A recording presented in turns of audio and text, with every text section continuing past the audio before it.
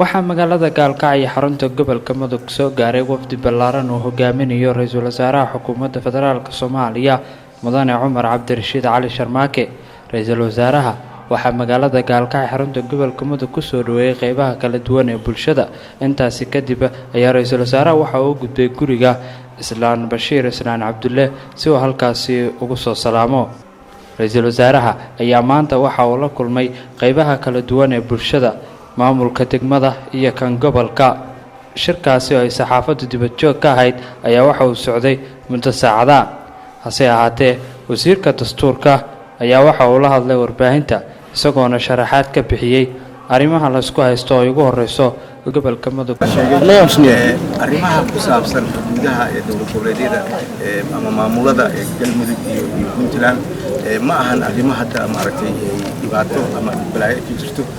waa la og yahay maamulka laga sameeyay magaalada Cadaado maaragtay sida loo sameeyay iyo sida maaragtay looga qayb galay waa garanaysaan. maamul shaqo ku leh ma ahan deegaanada Puntland, waa maamul dadka deegaankaas ay sameysteen iyagana u madax bannaan. deegaanada Puntland maamulkoodii iyo xuduudahoodii wax isbedel ku imaanaya ma jirto. sidoo kale madaxda dowladda ay sheegeen wax dhibaato ka jirtana ma jirto. socdaalka guud ahaan waxa uu ku saleysnaa sidii loo ballaarin lahaa wada tashiga ku aadan hiigsiga 2016 sidii wadankan loogu sameyn lahaa dastuur ay Soomaali oo dhan ay ka wada qaybgashay taladeeda ay qayb ku leedahay.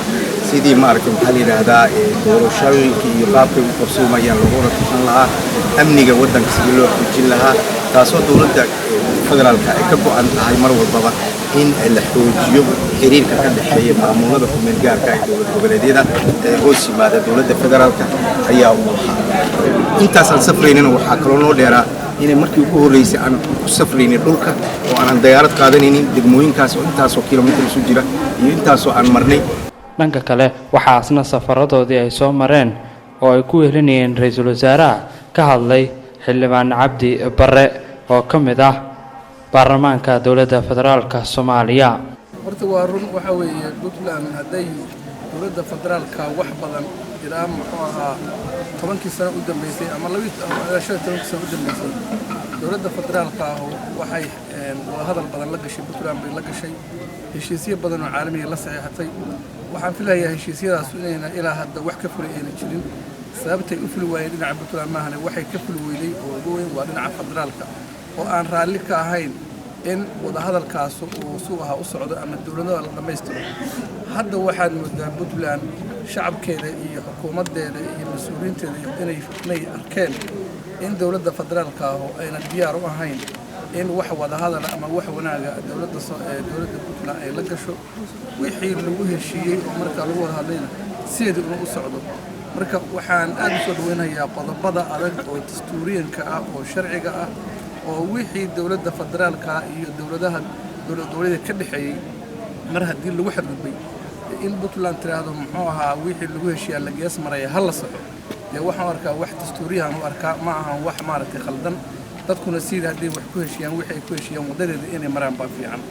waad ogtihiin dastuurka sida Puntland sheegtay waxyaabo fara badan baa laga bedelay. aniga aqrinay in laga bedelay shuruucdii lagu rabay dalka in lagu hago waa la baalmaray. waxaa ka mid ah gudiyada madaxa bannaan oo la rabay dowlad goboleedyada in lagala tashado in la wargeliyo qofkii ayagu markaa ay rabaan oo ay soo magacoodaan. waa la gees maray. waxaa la gees maray waxa la yiraahdo xasaasiyadda kicisay oo gobolada ka kicisay gobol iyo bar wax la yiraahdo aan sharciga iyo dastuurka aan waafaqsanayn. taasuna waxa weeye qodobada dastuuriyanka oo la jabiyay weeye. marka waxaan arkaa qodobada Puntland waxyaabaha ay ku adkaysanayso inay tahay wax sharciya oo sharciga waafaqsan iyo waxaan sharci ahayn cid la imaan mayso. haddii annagii muxuu ahaa baarlamaanka ahaa aan ka gaabinay qodobada dastuurka oo la jabiyay inaan ka hadalno oo xukuumadda lafteeda ka gaabisay oo sharci ilaaliyihii dalka ugu sarreeyay madaxweynaha oo laftigiisa ka gaabiyay shacabka Puntland haddii yiraahdo war wixii lagu heshiiyay baa la khalday ama saxan waxaan qabaa Puntland inay shacabka Soomaaliyeed u helisay baan ugu qabaa. taasaan aaminsanahay. intaa kadib ayaa waxa uu ra'iisul wasaaraha xukuumadda federaalka Soomaaliya oo u duulay magaalada Muqdisho ee caasimadda dalka Soomaaliya isagoona ka ambabaxay magaalada Gaalkacyo. Sida Cali Nuur Cabdi, Sida Cali Taatiko, raadiyaha TV-ga Shacab magaalada Gaalkacyo.